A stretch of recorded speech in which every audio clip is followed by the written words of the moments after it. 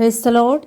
സംഖ്യാപുസ്തകം 9-ാം അധ്യായം 1 മുതൽ 23 വരെയുള്ള തിരുവചനങ്ങൾ. അവർ മിസ്രയീം ദേശത്തു നിന്ന് പുറപ്പെട്ടു പോന്നതിൻ്റെ 2-ാം സംവത്സരം 1-ാം മാസം യഹോവ സീനായി മരുഭൂമിയിൽ വച്ച് മോശയോട് അരുളി ചെയ്തത് എന്തെന്നാൽ, ഇസ്രയേൽ മക്കൾ പെസഹ അതിന് നിശ്ചയിച്ച സമയത്ത് ആചരിക്കണം. അതിന് നിശ്ചയിച്ച സമയമായ ഈ മാസം 14-ാം തീയതി വൈകുന്നേരം അത് ആചരിക്കണം. അതിൻ്റെ എല്ലാ ചട്ടങ്ങൾക്കും നിയമങ്ങൾക്കും അനുസരണയായി നിങ്ങൾ അത് ആചരിക്കണം. പെസഹ ആചരിക്കണമെന്ന് മോശ ഇസ്രയേൽ മക്കളോട് പറഞ്ഞു.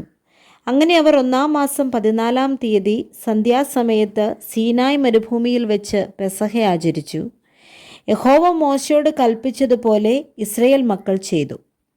എന്നാൽ ഒരു മനുഷ്യൻ്റെ ശവത്താൽ അശുദ്ധരായി തീർന്നിട്ട് ആ നാളിൽ പെസഹ ആചരിപ്പാൻ കഴിയാത്ത ചിലർ ഉണ്ടായിരുന്നു. അവർ അന്നു തന്നെ മോശയുടെയും അഹരോൻ്റെയും മുമ്പാകെ വന്ന് അവനോട്, ഞങ്ങൾ ഒരുത്തൻ്റെ ശവത്താൽ അശുദ്ധരായിരിക്കുന്നു. നിശ്ചയിക്കപ്പെട്ട സമയത്ത് ഇസ്രയേൽ മക്കളുടെ ഇടയിൽ യഹോവയുടെ വഴിപാട് കഴിക്കാതിരിപ്പാൻ ഞങ്ങളെ മുടക്കുന്നത് എന്ത് എന്ന് ചോദിച്ചു. മോശ അവരോട്, നിൽപ്പിൻ, യഹോവ നിങ്ങളെക്കുറിച്ച് കൽപ്പിക്കുന്നത് എന്ത് എന്ന് ഞാൻ കേൾക്കട്ടെ എന്ന് പറഞ്ഞു. എന്നാൽ യഹോവ മോശയോട് അരുളി ചെയ്തത്, നീ ഇസ്രയേൽ മക്കളോട് പറയേണ്ടത് എന്തെന്നാൽ, നിങ്ങളിലോ നിങ്ങളുടെ സന്തതികളിലോ വല്ലവനും ശവത്താൽ അശുദ്ധനാകുകയോ ദൂരയാത്രയിലായിരിക്കുകയോ ചെയ്താലും അവൻ യഹോവയ്ക്ക് പെസഹ ആചരിക്കണം. 2-ാം മാസം 14-ാം തീയതി സന്ധ്യാസമയത്ത് അവർ അത് ആചരിച്ച് പുളിപ്പില്ലാത്ത അപ്പത്തോടും കയ്പുചീരയോടും കൂടെ അത് ഭക്ഷിക്കണം. രാവിലത്തേക്ക് അതിലൊന്നും ശേഷിപ്പിച്ച് വയ്ക്കരുത്. അതിൻ്റെ അസ്ഥിയൊന്നും ഒടിക്കുകയും അരുത്. പെസഹയുടെ ചട്ടപ്രകാരമൊക്കെയും അവർ അത് ആചരിക്കണം. എന്നാൽ ശുദ്ധിയുള്ളവനും പ്രയാണത്തിലല്ലാത്തവനുമായ ഒരുത്തൻ പെസഹ ആചരിക്കാതെ വീഴ്ച വരുത്തിയാൽ അവനെ അവൻ്റെ ജനത്തിൽ നിന്ന് ഛേദിച്ചു കളയണം. നിശ്ചയിച്ച സമയത്ത് യഹോവയുടെ വഴിപാട് കഴിക്കായ്ക കൊണ്ട് അവൻ തൻ്റെ പാപം വഹിക്കണം. നിങ്ങളുടെ ഇടയിൽ വന്നു പാർക്കുന്ന ഒരു പരദേശിക്ക് യഹോവയുടെ പെസഹ ആചരിക്കണമെങ്കിൽ പെസഹയുടെ ചട്ടത്തിനും നിയമത്തിനും അനുസരണയായി അവൻ ആചരിക്കണം. പരദേശിക്കാകട്ടെ സ്വദേശിക്കാകട്ടെ നിങ്ങൾക്ക് ഒരു ചട്ടം തന്നെ ആയിരിക്കണം. തിരുനിവാസം നിവർത്തി നിർത്തിയ നാളിൽ മേഘം സാക്ഷ്യകൂടാരമെന്ന തിരുനിവാസത്തെ മൂടി. സന്ധ്യാസമയം തൊട്ട് രാവിലെ വരെ അത് തിരുനിവാസത്തിന്മേൽ അഗ്നിപ്രകാശം പോലെ ആയിരുന്നു. അത് എല്ലായ്പ്പോഴും അങ്ങനെ തന്നെ ആയിരുന്നു. പകൽ മേഘവും രാത്രി അഗ്നിരൂപവും അതിനെ മൂടിയിരുന്നു.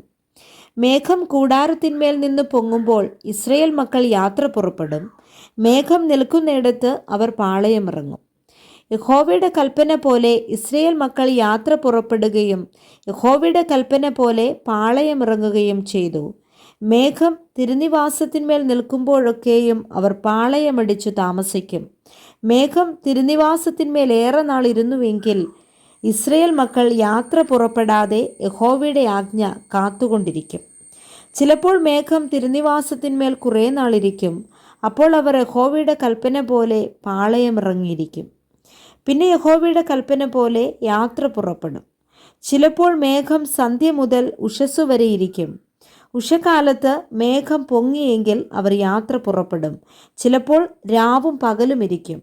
പിന്നെ മേഘം പൊങ്ങിയെങ്കിൽ അവർ യാത്ര പുറപ്പെടും. 2 ദിവസമോ 1 മാസമോ 1 സംവത്സരമോ മേഘം തിരുനിവാസത്തിന്മേൽ ആവസിച്ചിരുന്നാൽ ഇസ്രയേൽ മക്കൾ പുറപ്പെടാതെ പാളയമടിച്ചു താമസിക്കും. അത് പൊങ്ങുമ്പോഴോ അവർ പുറപ്പെടും.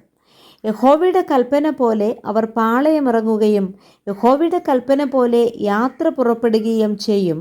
മോശ മുഖാന്തരം യഹോവ കൽപ്പിച്ചതുപോലെ അവർ യഹോവയുടെ ആജ്ഞ പ്രമാണിച്ചു. Praise the Lord. വായിച്ച വേദഭാഗങ്ങളാൽ കർത്താവ് നമ്മെ ഏവരെയും സമൃദ്ധിയായി അനുഗ്രഹിക്കുമാറാകട്ടെ. ആമേൻ.